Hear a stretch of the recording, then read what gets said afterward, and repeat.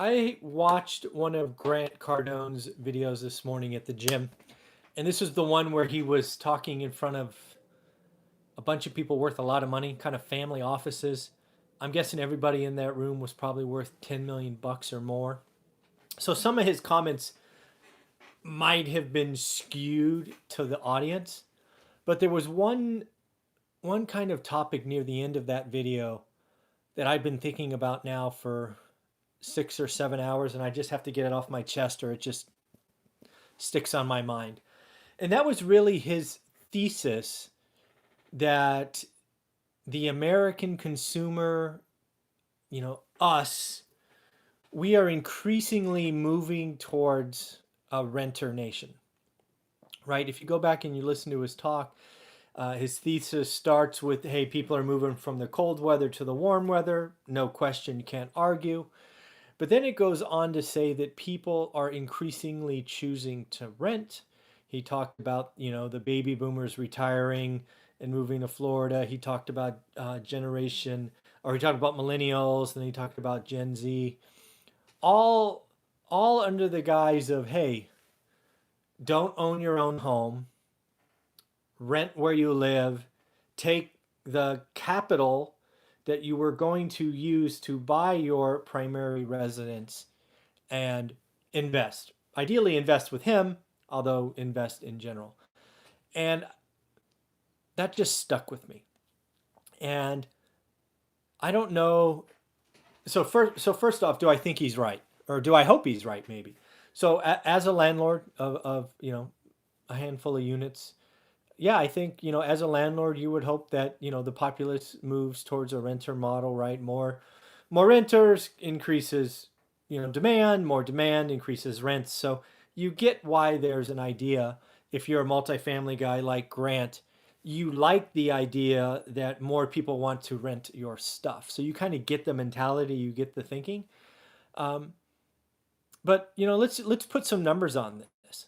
Uh, I want to talk about home ownership because that's really where he was kind of making the argument is don't buy your home, buy investments. So by my calculation, home ownership peaked in 2004 at 69.2%.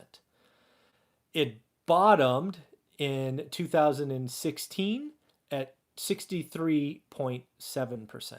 So call it 8.5%. Now sitting at 64.3, right? So it's up a little bit from the bottom of 2016.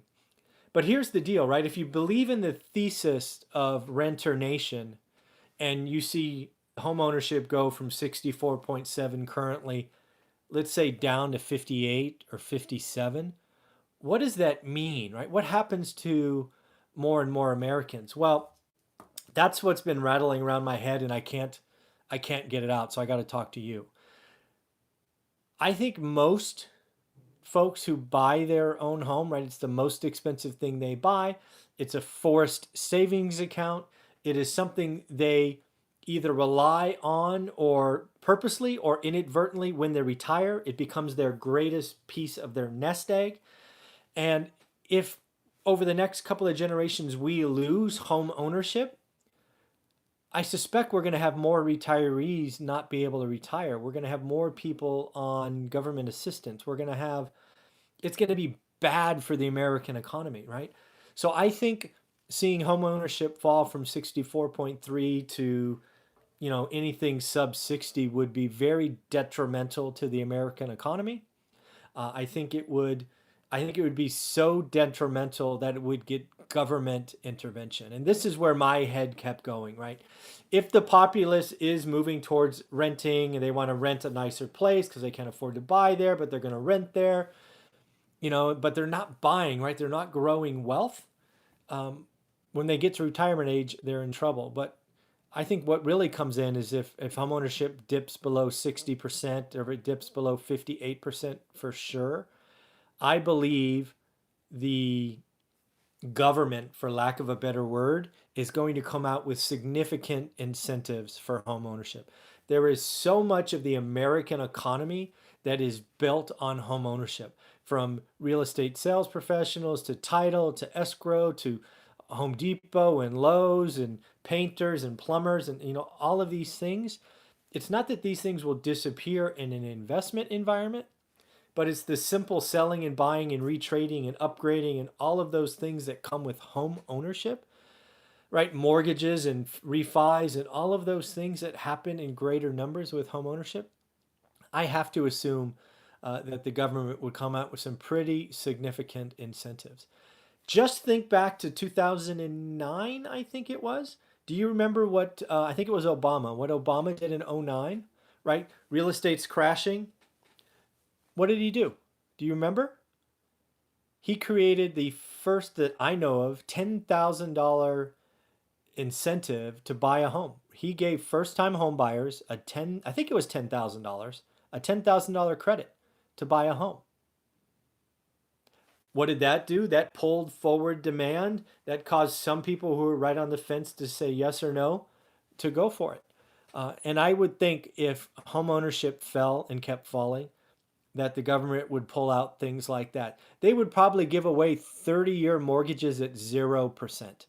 So I don't think there's any way that the American system, the government system, Republicans or Democrats, would let the US become, 50-50 renters and owners.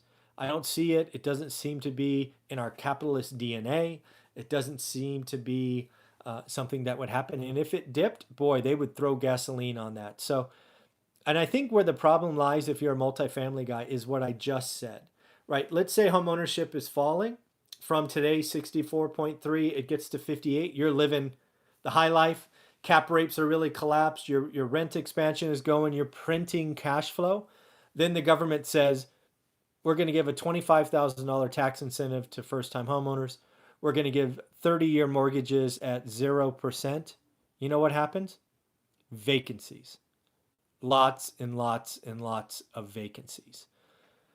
That's what happened in not because of those reasons, but that's what happened to us. We owned apartment buildings when they were giving away stupid loans, and we had tenants that could buy a house for less than first month rent and deposit.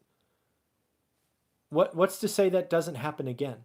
And if you believe in the renter nation and you go all in on multifamily and you see occupancy or owner occupants dwindle down to 60, you're feeling good, I would tell you to be careful because you're one executive order, one program away from being negatively surprised. Because as a landlord in apartments, as we have owned, it is most expensive to have unexpected turns.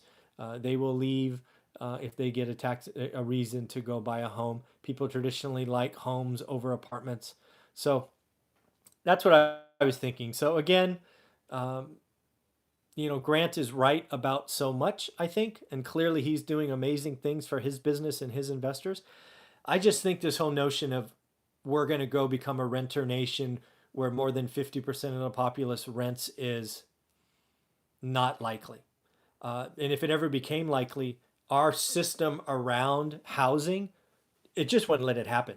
They would do a repeat of the $10,000 credit. They would give ridiculously low and easy to qualify loans.